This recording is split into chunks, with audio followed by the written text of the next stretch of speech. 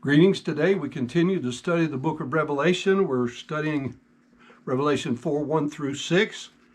Further evidences of the rapture. Today we look at the first, the prominence of the throne in heaven, the throne representing governmental authority. So I simply want to ask, what was John's first impression of heaven? Well, it was the throne, and more especially the one sitting upon the throne. The King James word set concerning the throne carries the meaning of being intentionally placed. Therefore, I suggest that John's first impression of heaven is that it is theocentric, or, if you please, thronocentric. Debate has raised for centuries whether our universe is geocentric or heliocentric. I think we understand the terms. Likewise, in spiritual circles, debate has raged as to whether heaven is material-centric.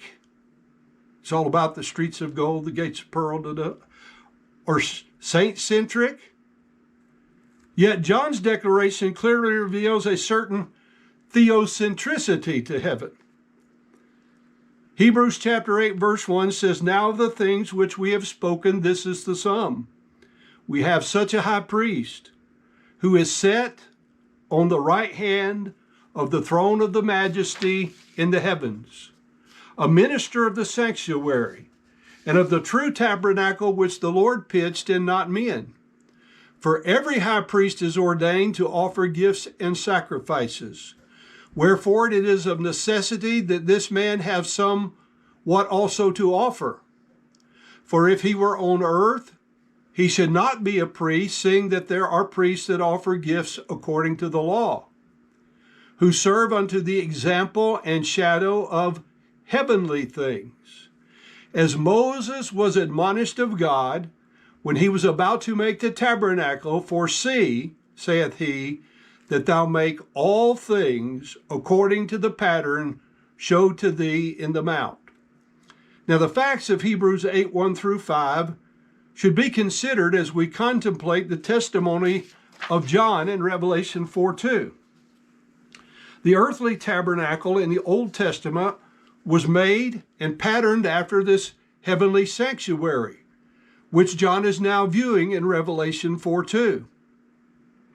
Therefore, an understanding of the plan and purpose of the Old Testament tabernacle would be greatly beneficial to us. Briefly stated, 1, the pillar of cloud by day and the pillar of fire by night was the visible manifestation of the Holy Spirit's leadership, that is, the representative presence of God. 2, directly under the cloud, the Ark of the Covenant was to be placed, upon which was the mercy seat between the two covering cherubim. 3, the Holy of Holies, God's dwelling place, was set up in relation to the Ark of the Covenant with its mercy seat, the place where God would meet with men. Jesus Christ, the mediator, is there pictured. 4, in a prescribed order, the holy place and the court of the tabernacle were set up or placed, as well as the prescribed order of the camps in relation to it. 5, the purpose of this detailed plan from a God allowed him to dwell in their midst. He would be their God. They would be his people. A little earlier in the book of Hebrews, there had been a discussion about how God's plan was a good plan. However, it failed to be effective because of the unbelief of the people. By contrast, the heavenly plan into which John was currently looking is a foreshadowing of what will become effective because of the belief of the people. Which leads us to number 2, the prominence of the enthroned one in heaven.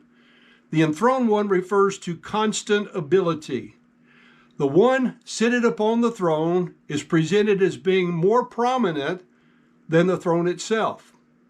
Note, not one word is devoted to describing the throne here. Immediately, John calls our attention to what had captivated his attention: the radiance of the one seated upon the throne. This is John's first impression of the heavenly scene.